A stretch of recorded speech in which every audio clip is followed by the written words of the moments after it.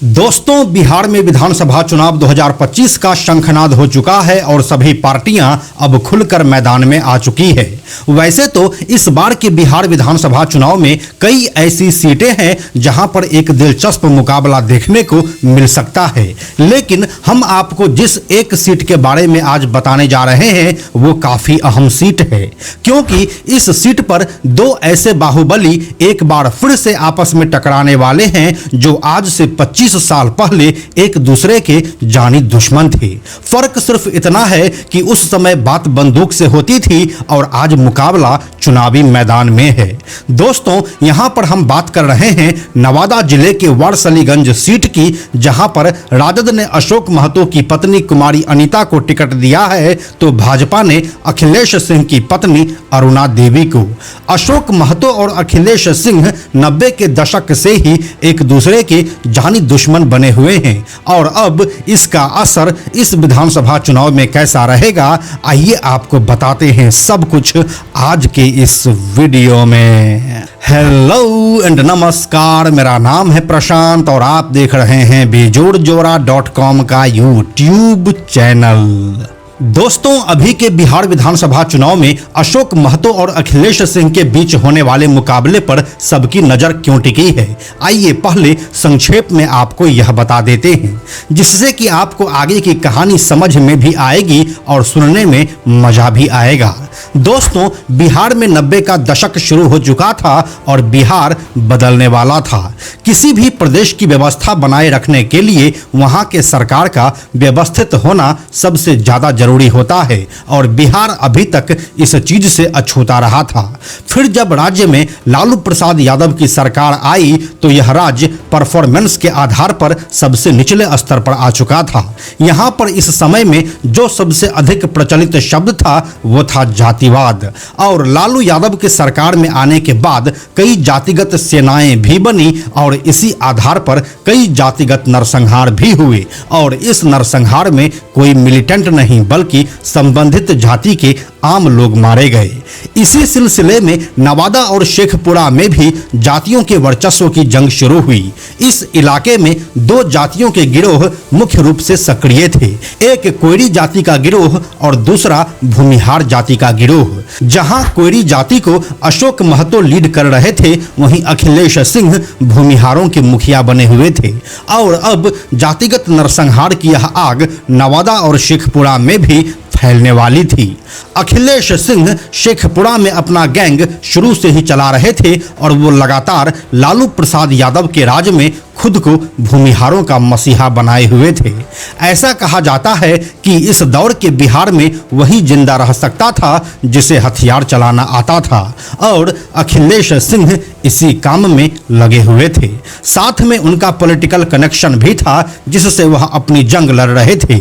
इसी दौरान अशोक महतो की जाति भी सेना के साथ इस पूरे सीन में आते हैं।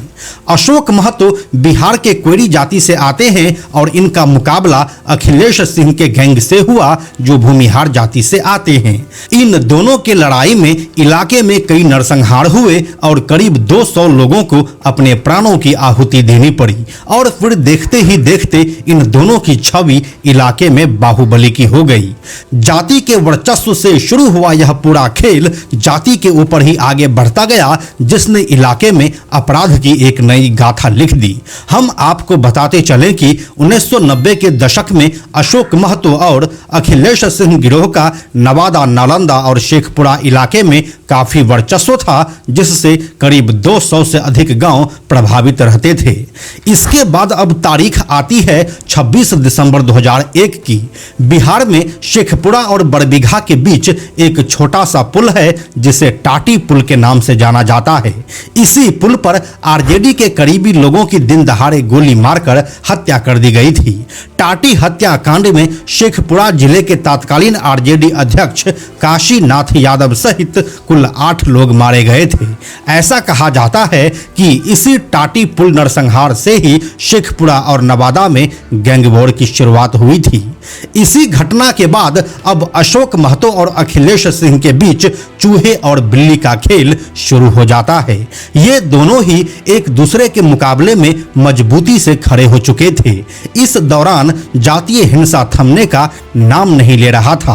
कभी भूमिहार सब मिलकर अखिलेश सिंह के नेतृत्व में किसी निचली जाति का नरसंहार कर देता, तो फिर उसके जवाब में निचली जातियों का कमांडर रहा अशोक महतो अपने साथियों के साथ कई भूमिहारों को मार डालता। यह एक अलग तरह का समीकरण चल रहा था इस समय के नवादा, शेखपुरा और वारसलीगंज में, जब एक दूसरे के खून से इंतकाम की आग को ठंडा किया जा रहा था।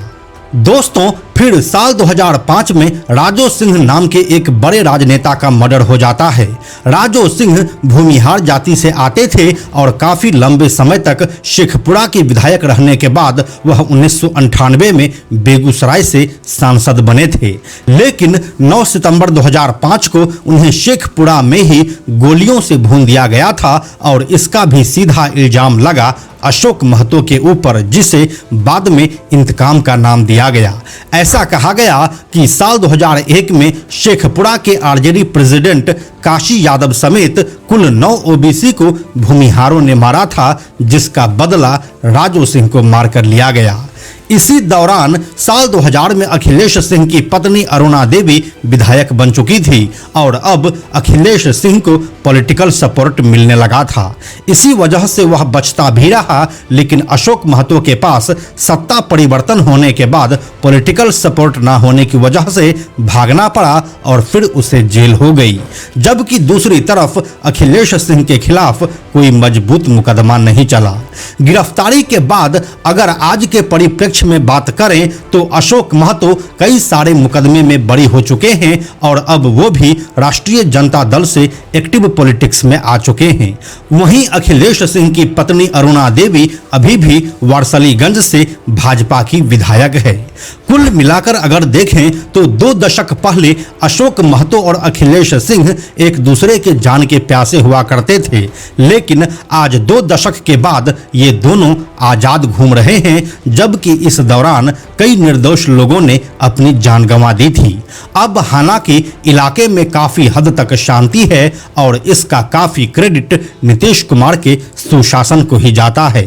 और अब करीब 25 सालों के बाद ये दोनों एक बार फिर से आमने सामने हैं, लेकिन इस बार मुकाबला बाहुबल या बंदूक से नहीं बल्कि चुनाव के शतरंजी चाल से होगी। और इसीलिए नवादा जिले का वारसलीगंज विधानसभा सीट अब एक हॉट सीट बन चुका है।